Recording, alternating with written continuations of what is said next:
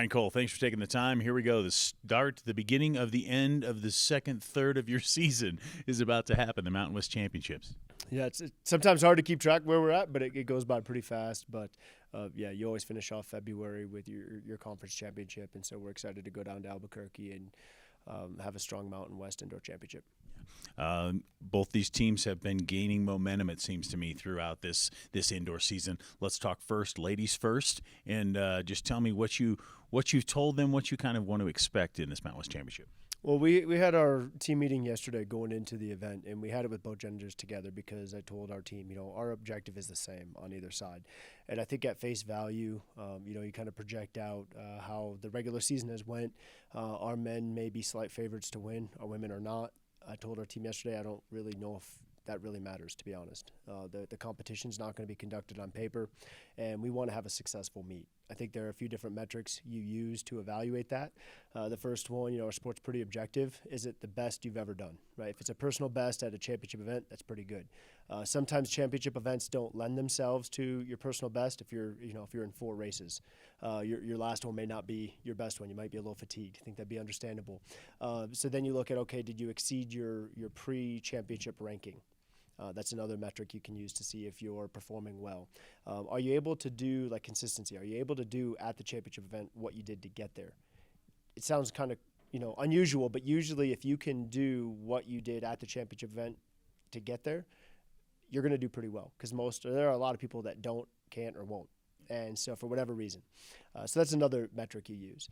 So I told our team, we want to have a successful event. And if we go through some of those data points or those metrics and we have strong reason to believe that we had the meet we were capable of, we performed like the team we're capable of being, that's going to be a successful event for us. So on the women's side, we don't have as many entries as we do on the men.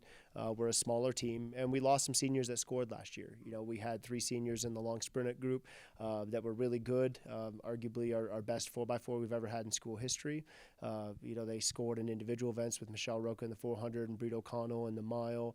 Grace Press was very strong in the 2 and the 4. We had Jenna Kill score in the mile, and those seniors have moved on. So we need to fill those spots. But every entry we have on the women's side, I think, has a legitimate chance to compete to score. They're going to have to perform very well, but the women are also in a dynamic that the men don't have. We have more women's teams in our conference. When you look at New Mexico, they're a trophy distance program in cross country. They're one of the best in the country, and so our distance runners have to go up against that. There's not really an equivalent. I mean, none of our men's teams won a trophy in cross country at nationals, so our male distance runners aren't going up against the equivalent of what our female distance runners are. You look at San Diego State. They're a very good sprint school, and they have really good pole vaulters. San Diego State doesn't have a men's team. So there are no really good San Diego State men's sprinters or pole vaulters because they don't field a team. So the dynamic is just different, but it doesn't change the fact that we want our women to go down and compete successfully, and we feel like we have a plan to do that. We have the metrics to evaluate if we end up doing that, and then we move forward, continuing to pursue getting better after the meet. Yeah, fantastic. And in the men, you mentioned slight favorite to win this event. I'm sure your team probably looks at things. They probably know that. How do you temper that and just say, like you said, this is about these 3 days, these days. Let's put it together. Let's do what we've done to get here. Well, and that's what it comes back to, is doing what you've done to get to that point. I mean, if you have to go into a championship event and make significant changes, you haven't been doing it well along the way. So we want to make sure that our regular season sets us up to be successful at a championship event. You make those adjustments, you make those preparations, but also you get that momentum going. Our men are led by a lot of our seniors. So you look at Jarrett Preet and Hayden Bullock as seniors in the throws. You look at Ethan Marshall, Ryan Johnson, and Sam Gilman in the distances. You look at Cam Harris in the hurdles.